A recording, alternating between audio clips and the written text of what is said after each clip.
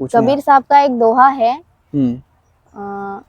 हरि कृपा तब जानिए दे मानव अवतार, गुरु कृपा तब जानिए मुक्त करे संसार।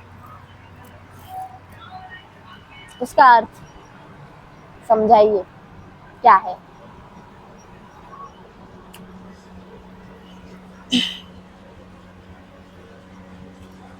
हरि कृपा तब जानिए दे मानव अवतार, गुरु कृपा तब जानिए मुक्त करे संसार।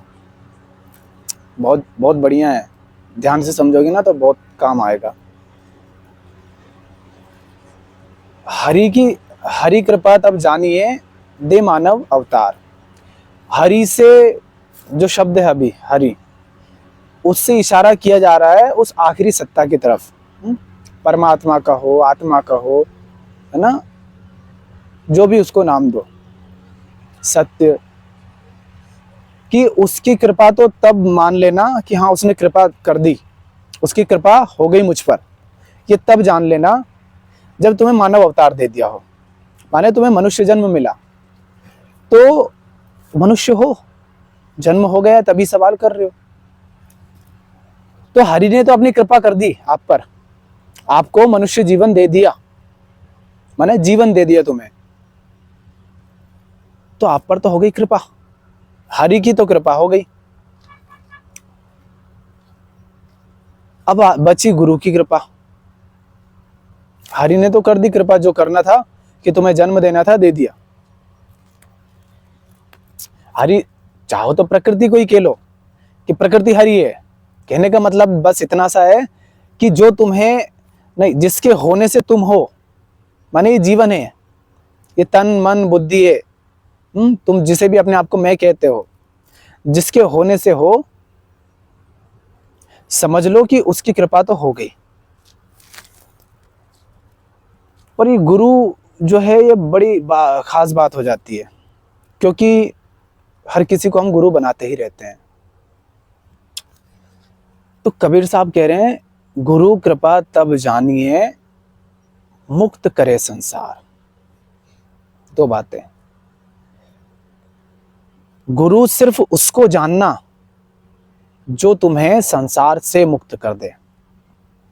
संसार से कहो या उसको कहो सांसारिकता। संसार से मुक्त होने का मतलब ये नहीं है कि तुम्हें दुनिया से कहीं बाहर फेंक दिया, नहीं। संसार से मुक्त होने का मतलब है संसार के साथ जो संबंध है, उन संबंधों के कारण जो जीवन में दुख है, बेचैनी है, गलत संबंध के कारण, उनसे तुम्हें मुक्त कर दे। गुरु की खोज क्यों करते हो, गुरु के पास क्यों जाते हो? कोई दिक्कत होती है तभी जाते हो ना। जिसको कोई समस्या नहीं है वो तो नहीं जाता ना। स्कूल भी हम जाते हैं तो इसलिए जाते हैं क्योंकि हमें पढ़ना नहीं आता, लिखना नहीं आता, दुनिया की जानकारी नहीं है, तो उसके लिए जाते हैं ना, पढ़ने के लिए। तो जिस स्कूल में तुम जाओ वो स्कूल ना तुम्हें पढ़ना सिखाया, ना लिखना सिखाया, ना किसी तरह के उसने तुम्हें दुनिया को जानना समझना सिखाया, ना अर्थव्यवस्था सिखाई, ना व्यापार सिखाया, ना विज्ञान सिखाया, ना भौतिकी, ना रसायन शास्त्र, कुछ नहीं सिखा रही वो विद्यालय। बस टाइम पास करवाती यूं ही व्यर्थ। तो जाओगे क्या वहां? नहीं जाओगे ना। तो विद्यालय सार्थक कब है?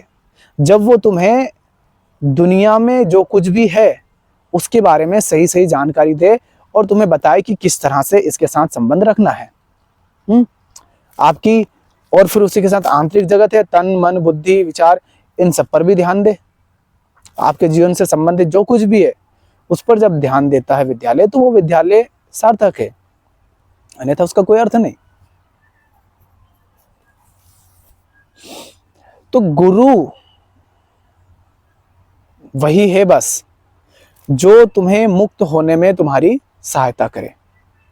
हाँ, तुम्हें प्यास लगी है, गुरु ने पानी तुम्हें दे दिया, तुम ही ना पियो तो फिर वो बात अलग हो जाती है, फिर वो जिम्मेदारी तुम्हारी आ जाती है कि भैया गुरु ने अपना धर्म निभाया, उसने जो वो कर सकता था किया।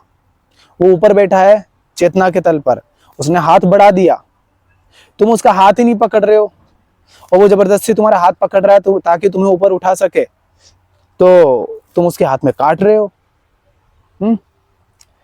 तो फिर जिम्मेदारी पूरी सिर्फ गुरु की नहीं होती है, पर वो अपनी तरफ से पूरी मेहनत कर रहा है और तुम बेईमानी कर रहे हो, तो फिर वहां गुरु कुछ नहीं कर सकता। पर अगर अपनी तरफ से देखें कि मैं अपनी तरफ से पूरा वो सब करने को तैयार हूं जो आवश्यक है, लेकिन उसके बाद भी गुरु के ज्ञान में गुरु से ज्ञान ही मिलता है। किसका ज्ञान? अपने जीवन का। मैं अपने जीवन को अपने प्रकाश में नहीं देख पा रहा हूं, तो गुरु के प्रकाश में, गुरु के आत्मज्ञान के माध्यम से, उनके आत्मबोध के माध्यम से मैं अपने जीवन को देख पाता हूं। मेरे पास लाइट नहीं है अभी, तो मैं सूर्य के प्रकाश में सब देख पा रहा हूं। तो गुरु सूर्य जैसा होता है कि उसके प्रकाश में तुम्हें अपनी जिंदगी दिखती है बेहतर। तो गुरु अगर तुम्हें अपनी जिंदगी से रूबरू नहीं करा पाता है, क्योंकि अपनी जिंदगी से रूबरू हो गए तभी तो तुम्हें पता चलेगा ना कि आपकी जिंदगी में कहां समस्या है।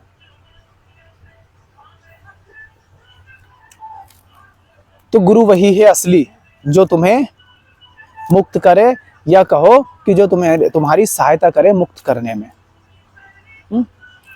ईमानदारी से। और फिर बात आ जाती है दूसरी तरफ से, इसको देखे तो, कि गुरु वो है जो तुम्हें मुक्त करता है। फिर दूसरी बात, वो जो भी तुम्हें मुक्त कर दे, समझना वही गुरु है। कोई ये जरूरी नहीं कि कोई इंसान ही गुरु हो। अरे कुत्ते को देख करके कोई बात समझ आ गई और उसने तुम्हारे पुर्जे खोल दिए, तुम्हारी जिंदगी की हकीकत तुम्हें दिख गई, कुत्ता गुरु है।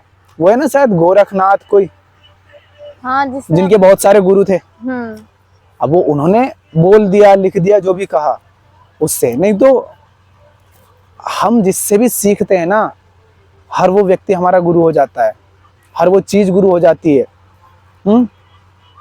पशु पक्षी पेड़ पौधे, दोस्त दुश्मन, अनपढ़ गंवार और पढ़ा लिखा, सब हमारे गुरु हो जाते हैं अगर हम उनके जीवन को देख करके अपने जीवन को देख पाए और अपने बंधनों को काट पाए। तो जो तुम्हें मुक्त कर दे वो गुरु, और फिर जो भी तुम्हें मुक्त कर दे सिर्फ उसी को गुरु कहो, बाकी किसी को नहीं। तो गुरु की असली परिभाषा ये है कि जो मुक्त करे सो गुरु। फिर वहां पर ये मत देखना, अरे ये तो मुझसे छोटा है, नीची जात ऊंची जात का है, आदमी है औरत है, भारतीय है और विदेशी है, अरे ये इंसान है ये जानवर है, ये सब नहीं देखना होता है। फिर वहां भैया उसके कारण ही तो मैं अपने जीवन को बेहतर कर पाया, और बेहतरी आएगी तो तुम्हें ये बात भी समझ आएगी कि फिर वो इतनी छोटी चीज नहीं है। तो कबीर साहब यही कह रहे हैं कि हरि कृपा तब जानिए दे मानव अवतार। मानव अवतार मिल गया, समझ लो हरि की कृपा हो गई, और हरि ने तुम्हें उन सब संसाधनों से सहज कर दिया है, उन सब संसाधनों के साथ दिया है कि उनके साथ जियो तो मौज है जिंदगी में। अज्ञान के कारण फंस गए हो, बंधन है, बेचैनी है, दुख है, तो अब गुरु की आवश्यकता है जो तुम्हें दिखा सके कि क्या समस्या है। तो फिर गुरु भी उसको कहिए जो तुम्हें मानव अवतार दे, है ना, जो तुम्हारे बंधन काटने में तुम्हारी सहायता करे, जो तुम्हें मुक्त करे। बढ़िया। अच्छा, ये